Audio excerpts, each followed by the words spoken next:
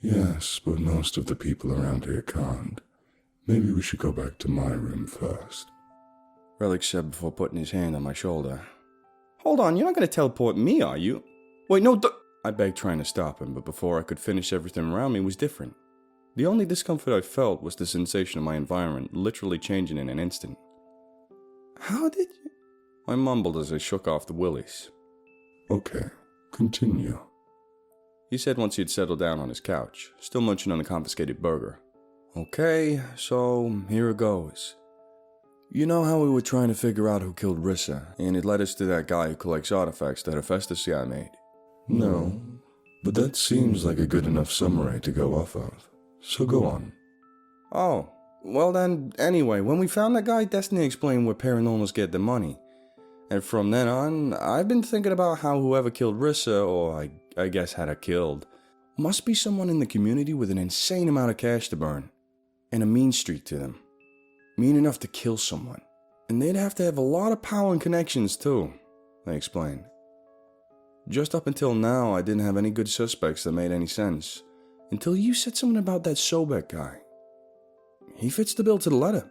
He's rich, he's nasty, and he's tied up in the paranormal economy. It's not impossible, I suppose. But I would be careful about throwing around those kinds of accusations. If you're wrong, it can really backfire on you in a bad way. He cautioned. Understand, there is no paranormal police force or judicial system. Even if you're right, it's unlikely you'll have any way to prove it. And even if you could, then what? Well, then I tried to argue but couldn't come up with anything to say. I guess I'm not sure yet. Anyway, mind if I ask you something? Sure. The hell are you really? I said bluntly. I can't help but suspect that what people think and what you actually are aren't the same thing.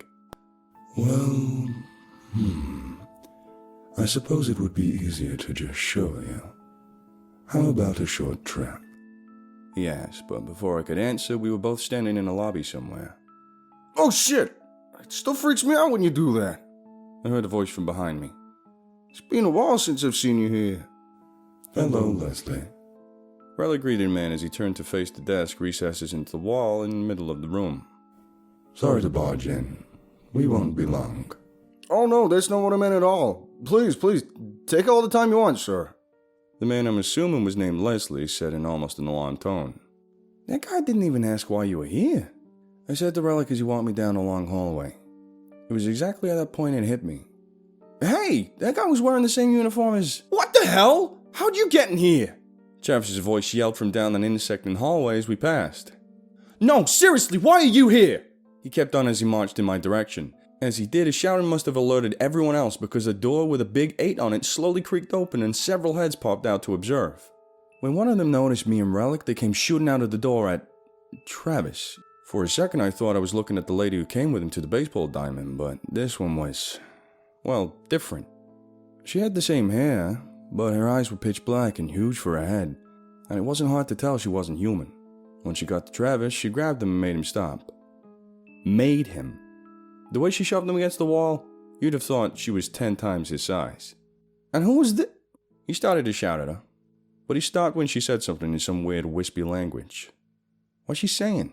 I asked Relic. Oh, nothing important. He told me, as whatever she just told Travis worked like a horse tranquilizer. It's okay, Ina. In fact, he should come with us. If he works here, we should probably be introduced at some point. Relic told the woman, causing her to let Travis go.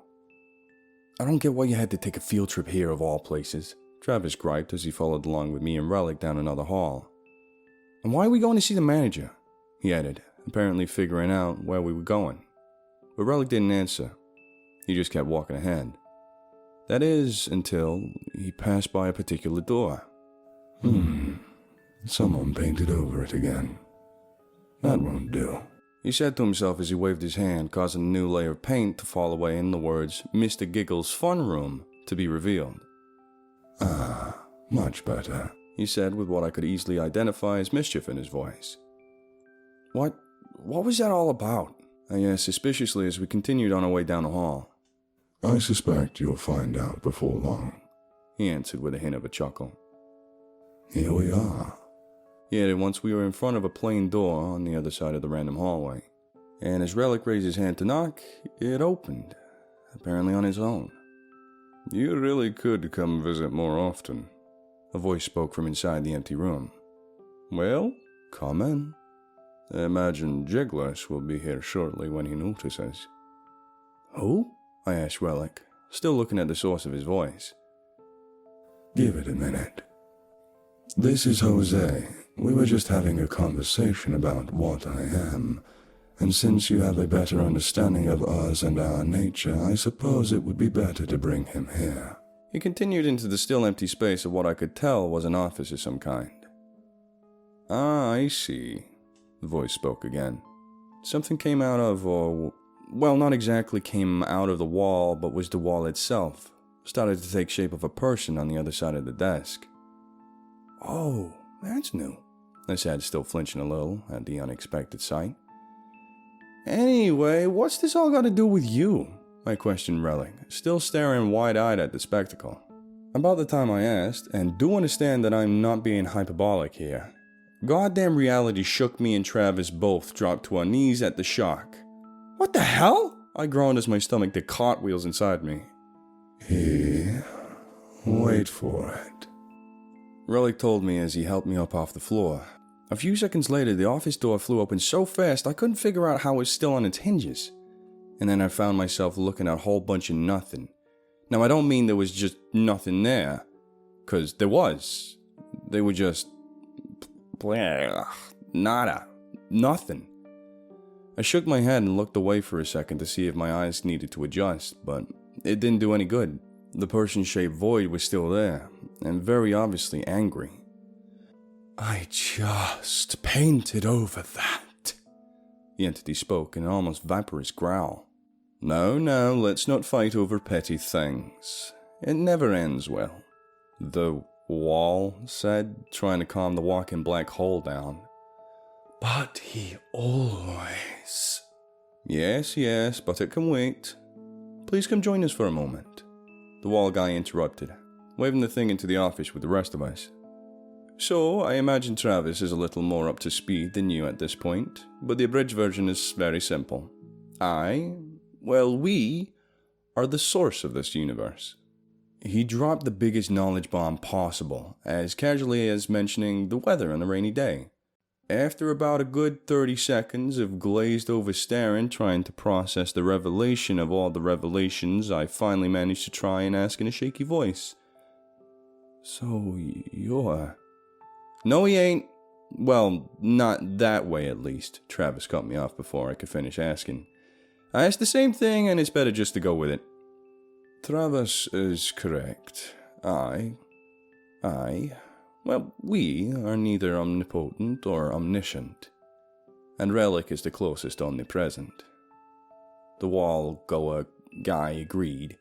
We don't know all the specifics, but to make this make a little more sense, there are many of what you would call dimensions or universes or realities, all parallel to one another, but otherwise inaccessible, except for here, under my supervision and those who work for me. To the best of my knowledge, I seem to be a creating force. Jinglas, a force of destruction and entropy.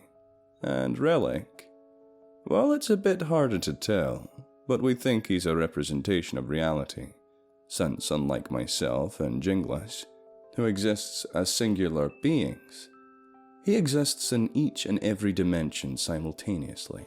But how, though? Me and Travis asked again at the same time. We aren't sure. At least not any more than if you were to ask someone living in an uncontacted tribe in the jungle what makes their heart beat. The truth is, none of the three of us know the how or why to our existence. But nevertheless, we are. So how do you... so you're like living lives in, I don't know, how many different universes at once? I asked Relic. Well, no, not exactly. I seem to exist in all of them, but my consciousness seems to be a singular point, and I chose this one to focus in on. It might surprise you to hear this, by all accounts, seems to be the one with the most advanced population of them so far. Humans can be dumb by comparison to one another, but their ability to recognize patterns and use that to their advantage is their very own superpower. Your species would be the advanced alien race in movies. Comparatively, that is. So these are your what? Your siblings, cousins, parents? I asked him, pointing to the guy giving me a headache and the guy screwing up my depth perception. I don't think we can really use traditional family units to describe us, but we're all related, the wall guy said as I tried to face him, but looked down at the floor to keep my eyes from crossing. Does this answer your question? Relic finally asked once I was thoroughly confused. Yeah, I guess to the extent I can think I can handle it being answered. But while I'm here, can I ask one more question? I don't see anything wrong with that, Wall Guy replied calmly. How can I know this is all real? That's an interesting question. I wish I could clear that up for you entirely. But your problem isn't a unique one. I assume because of the incredulous nature of your situation, you're having some trouble accepting it. The fact of the matter is something I've come to discover in my attempts to solve my own origins. And this is that it's incredibly difficult to know anything absolutely. Especially so for creatures like yourself with perception so easily compromised and influenced. Because of this, some people who live perfectly normal, unremarkable lives have trouble accepting reality. So, what you do is pretty important, I guess, huh? I asked Travis as we left the office. Yeah, I guess so. So, you really don't think any of this is real? He asked in return. Well, it's not so much that I'm having trouble being sure. I chill and watch movies with what I just found out is a supreme being of existence, and I'm dating Dracula's daughter after all. That doesn't seem suspect to you? Bullshit, he said, coming to a complete stop. You dating who now? Okay, you might be a little crazy. Dracula, yeah, right. Thanks for the boost in confidence, dick. I mumbled as I walked around the corner to get shoulder checked by some blonde chick in another black and gold uniform. Watch it, dick, she snapped at me before stopping mid-step and looking back and forth between me and Travis. Jesus Christ, there's two of you? You're not gonna work here too, are you? Hey, kiss my ass! Me and Travis both barked at the same time. Whatever, she said dismissively, making her way down another hallway. Who is that? Sasha. I got 99 problems, and she's all but one. She's been up my ass since the day I got here. By the way, how did you end up here? How the hell do we both end up getting into these situations? I asked more to myself once we got back to Relic's place. I guess being drawn to trouble is hereditary. What? He asked when he noticed me staring at him. You're a big deal, aren't you? Why are you hanging out in this ratty place, just lounging around watching movies and shows all day? I like the anonymity and the quiet. When people figure out you can do what I can do, they never stop asking you to do more and more. I just prefer to take it easy, eat good food, and watch stuff on TV. It's not like I can solve world hunger or anything. And it's usually something to do with war or death or some other horrible thing one person or group of people wants to do to another group of people. I guess that's fair. Speaking of, we still on for movie night tomorrow. I got a trip to the head shrink tomorrow, but that's pretty early and after work is business as usual. Of course. Just try not to die between now and then. What's going on here? I asked Destiny and Rissa, who were both standing outside of my apartment when I rolled up. They were both transfixed on the commotion taking place in the parking lot. Well, best I can tell, and this is just our best guess, but it looks like that Goblin, your homicidal friend from Dirty Working, has been running amok around the place and driving Harley crazy. But she seems to be under the impression that it belongs to one of the regular tenants, who has not the first clue what's going on. So now Harley is freaking the absolute fuck out about goblins and monsters and stuff to this couple who doesn't have any idea what she's talking about. For real? How much did I miss? Not too much. Me and Dest are betting on who calls the cops first, and she's just ripped the door off the car and threw it into the woods. This is fun. We're having fun here. Rissa explained and added commentary for the current events. Guys, as much as I want to watch this play out, we might have to go intervene before someone gets dead. And by we, I mean Destiny, I said, stepping aside to clear away.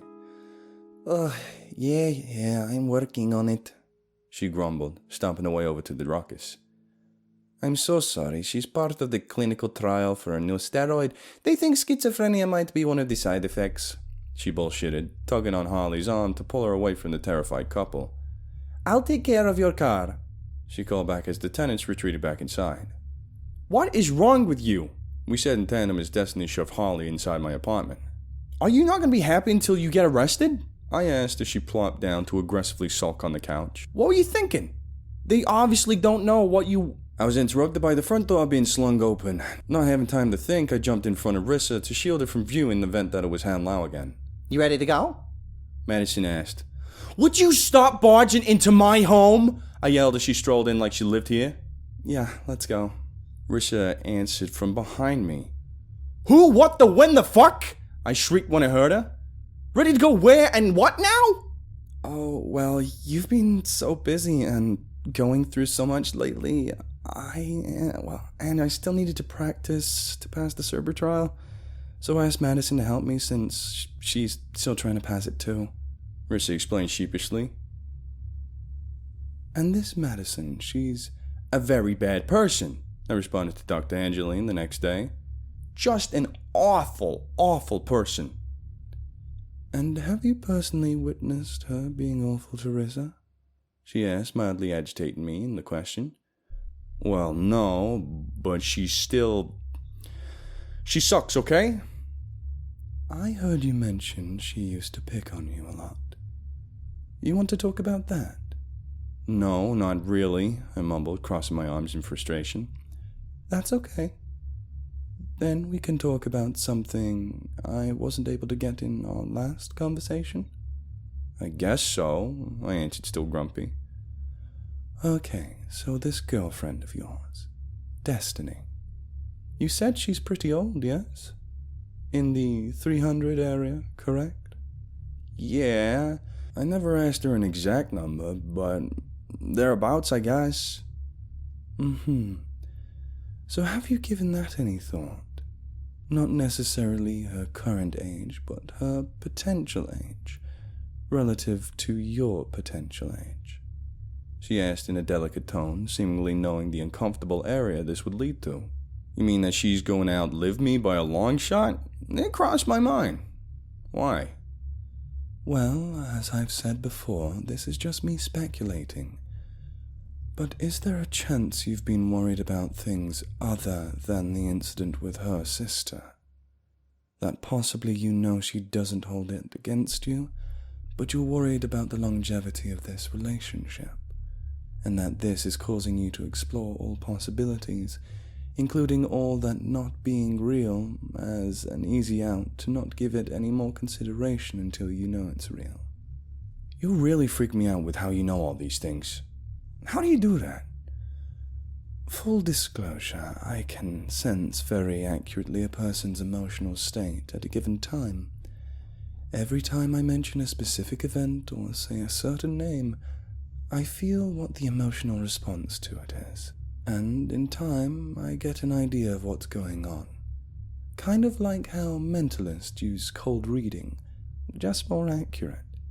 And I am, in fact, still a fully qualified professional. So it helps me find the center of the issue without any unnecessary digging, she explained. Actually, from what you've told me, I have reason to believe Destiny might have some similar ability herself. Do you remember when you told me she was able to tell how this Han Lao man was feeling before you even knew he was there? Oh yeah, I pondered for a second. So, what am I supposed to do? Supposed to? I can't say. But strictly speaking, in a purely hypothetical sense, there are options available to you to reconcile this. Only if that's the way you want to go, that is, she clarified. First, the extreme routes.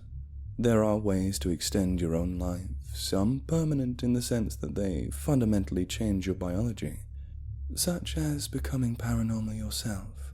Vampires aren't exactly abundant, but you would be able to find one if you set out to. Or the non-permanent route, such as possibly becoming a vassal for a deity like Harley or this Ryan person. I guess those are options, I admitted. But that's such a big decision to make no matter what, I responded. What's the other option? You could accept the unique nature of your relationship and let it develop a little more before making a bigger deal out of it. Most relationships don't last a few years, so get at least that far before considering doing anything drastic. Until then, enjoy each other's company. But I would recommend at least taking the time to discuss this with her. She might have her own anxieties on the issue. She might even sense something about this is making you uncomfortable, and is too afraid to bring it up. So it might help for you to take some initiative. I know this is a stretch because she tends to be the assertive one, but it's probably worth a try. Oh boy, uncomfortable conversations, my favorite, I sighed. Anything else? I asked, nervous of her alarming insight. Actually, yes. I'd like to suggest something.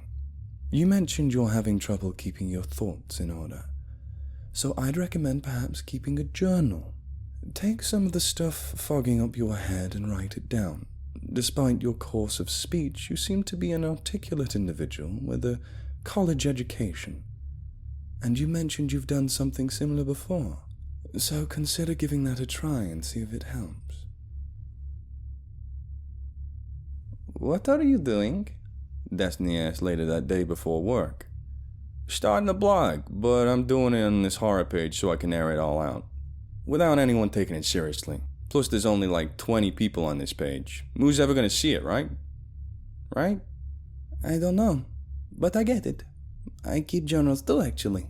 A long time ago I noticed that I can only remember so much, so I started writing stuff down. I haven't looked at them in forever, though. I don't even know what's in the older ones anymore. Ooh, you want to take a look at them? Sure, I got some time before work, I answered, forgetting about the angry super monster roaming her house. This place sure brings back memories, I thought out loud as we walked through the corridors of the underground castle. Sure does. Want me to do the snake thing again? She asked with a devious giggle. I will do literally anything if you do not do that again. Please. And here it is, I think, she said as she pushed an old wooden door open with a loud groan. Once it was open, we pointed our lights inside to see several stacks of old boxes. Here, this one looks really old. Let's take this one, she added, picking up the grimy old hardwood trunk. Once we were back upstairs, we opened the box and pulled out a few of the notebooks. Then I caught myself realizing they were dated way before the Declaration of Independence. Hey, I can't read any of this. It's in, I guess, Romanian? I told Destiny, turning to see an upset look on her face as she read one of the journals. Hey, what's up? Huh? Oh, well, I think I forgot how to speak Romanian, she embarrassingly admitted. Well, that's okay. We can find someone else to read them. What about your dad? No, that's okay. I guess these aren't any good, so I'll just get rid of them. Leave the past in the past, I say. She declared way too loudly as she shoved them back into the chest and snatched it up before jogging over to the door of Jekyll's lab, yanking it open and aggressively chucking it inside. A loud explosion followed the crash of shattering glass. Fucking hell! I heard Jekyll shout from the bottom of the stairs as Destiny ran past me. A few seconds later, the door slammed back open as he kicked it aside as smoke smoldering off his charred clothes. What the hell was that about? Ain't no cause for it! He yelled at me, causing me to look around and see that I was the only person in the room. I have no answer for that question. Why the hell would she do that? I thought as I hit the activation button later that night. Must have been something embarrassing in there. Yeah, that's probably it.